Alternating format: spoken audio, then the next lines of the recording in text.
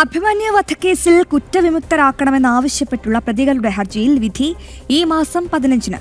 2 പ്രതികളാണ് Ernakulam principal sessions കോടതിയെ സമീപിച്ചത്.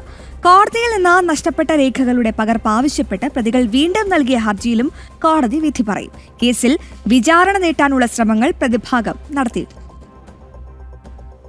അഭിമന്യു വധക്കേസിൽ ഗൂഢാലോചന നടത്തിയവരെയും കണ്ടെത്തേണ്ടതുണ്ടെന്നും അന്വേഷണം തുടരുമ്പോൾ പ്രതികളെ കുറ്റവിമുക്തരാക്കരുതെന്നും പ്രോസിക്യൂഷൻ വാദിച്ചിരുന്നു. കുറ്റപത്രം അപൂർണമാണെന്നതടക്കമുള്ള വാദങ്ങളായിരുന്നു പ്രതിഭാഗം മുന്നോട്ട് വെച്ചത്. കൊലപാതക സംഘത്തിലെ സനീഷ്, സനിത്ത് എന്നിവരായിരുന്നു വിടുതൽ ഹർജിയുമായി എറണാകുളം പ്രിൻസിപ്പൽ സെഷൻസ് കോടതിയെ സമീപിച്ചിരുന്നത്. കേസിൽ 15-16 പ്രതികളാണ് സനീഷും സനിത്തും. 2024 1 മുതൽ 9 വരെയുള്ള പ്രതികളുടെ വിടുതൽ ഹർജികൾ കോടതി തള്ളിയിരുന്നു. കുറ്റകൃത്യം സംബന്ധിച്ച അന്വേഷണമാണ് പൂർത്തിയായതെന്നും കുറ്റവാളികളെ കേന്ദ്രീകരിച്ചുള്ള അന്വേഷണം നടക്കുകയാണെന്നും പ്രോസിക്യൂഷൻ കോടതിയെ അറിയിച്ചിരുന്നു.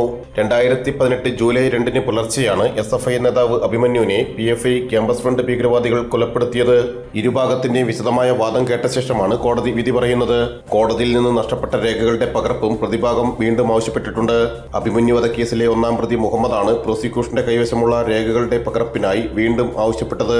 ഇതിലും കോടതി വിധി പറയും. ജനം, കൊച്ചി.